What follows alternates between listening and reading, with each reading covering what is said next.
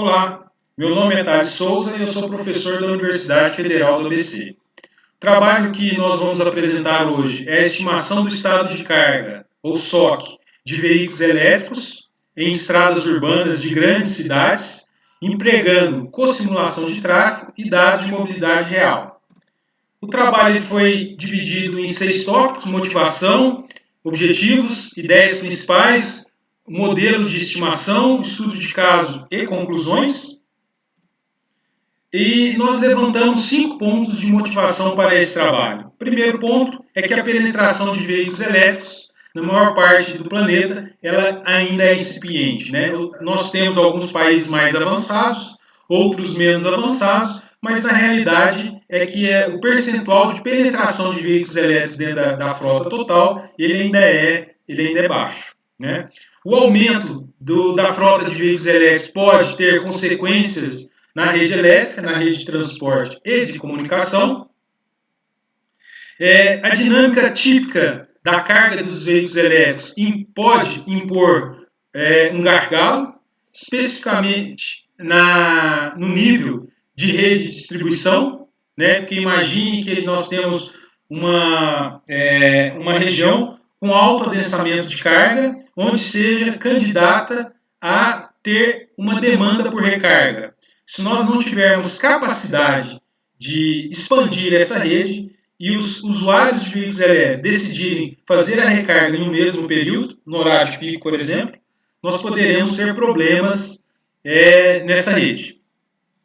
O estado de carga das baterias é uma variável de interesse e muito sensível ao comportamento do motorista. Isso porque, se você imagina que seu estado de carga está baixo e você não enxerga ter uma infraestrutura próxima a você, isso muda o seu comportamento como motorista. A gente sabe disso quando a gente observa, por exemplo, nosso veículo com combustível no final, né? E o tempo de recarga requerido e a autonomia limitada impõe grande ansiedade aos proprietários, né? Então, com base nessas motivações, nós definimos os objetivos desse trabalho, onde o principal objetivo é determinar o estado de carga dos veículos elétricos em estradas urbanas de grandes cidades, isso é bastante importante, onde a simulação da eletromobilidade foi carregada em um algoritmo integrado com um sistema de informação geográfica. E para validar essa proposta, que fazia parte do nosso objetivo, nós consideramos 6 diferentes cenários, onde mapas de calor e uma análise de sensibilidade mostraram como pode ser usado essas informações obtidas para estimar as localizações para receber a demanda de recarga, né? Ou seja, para receber as estações de recarga. Bom, as ideias principais, elas são geralmente relacionadas com os fatores de impacto e a modelagem. A gente tem fatores internos e fatores externos. Não vou ler um a um, mas esses fatores eles estão relacionados com os veículos, com os motoristas, com o trânsito e com o ambiente. Então a gente pode imaginar, por exemplo, a composição da bateria como sendo uma característica do veículo, a motorização.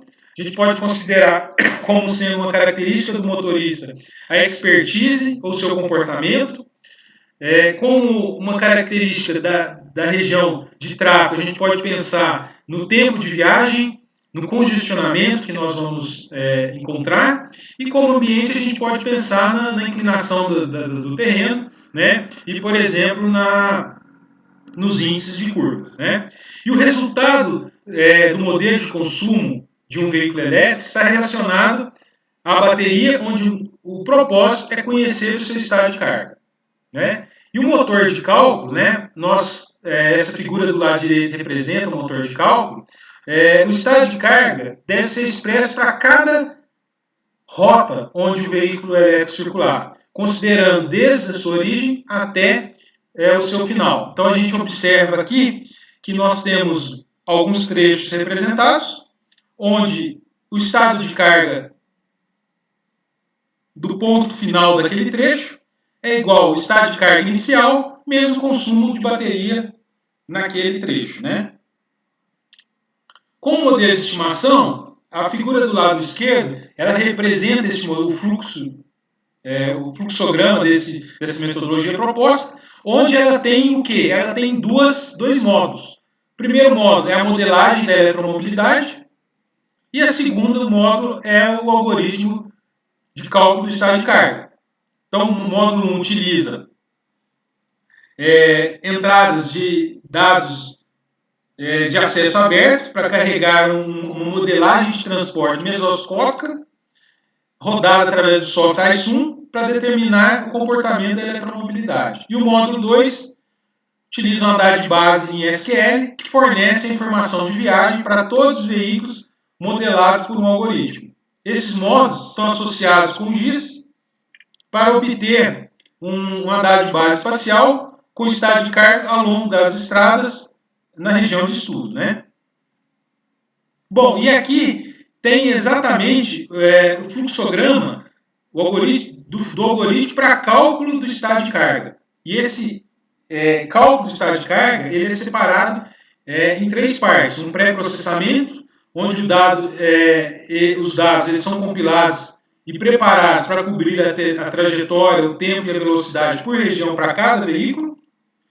A gente tem uma segunda parte que é o loop de cálculo, ou seja, um estado de carga inicial é assumido para cada veículo elétrico e essa informação é caracterizada randomicamente e durante o trajeto o SOC é atualizado até que se alcance o destino ou até que o limite mínimo do estado de carga seja atingido.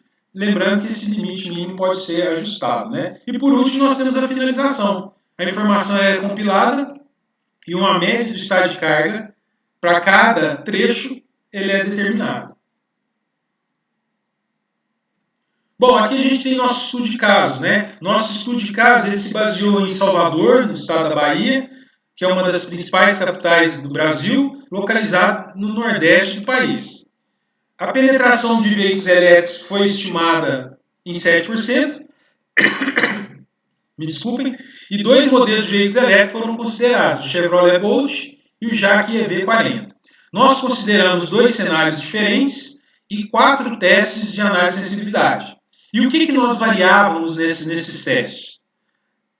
Bom, primeiro, cada teste ou cada cenário ele parte de 3 períodos do dia, 6 às 8, meio-dia às 2 e 5 às 7 da noite, que são períodos que nós entendemos que tem maior tráfego, né, nas estradas, e a gente tem, para cada período, aquela informação de estado de carga inicial, aquela variável randômica, setada.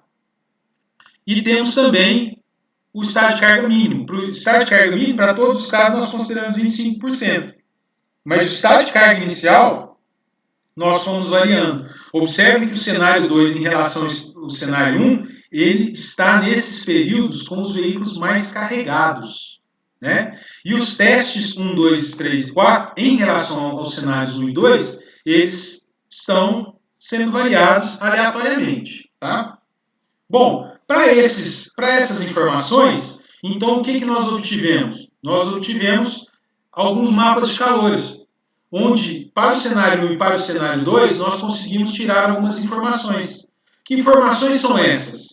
No período da manhã, onde os veículos estão mais carregados, a demanda por recarga nas estradas, que são essas linhas coloridas, elas estão mais para o tom verde. Por quê? Porque os veículos já estão carregados.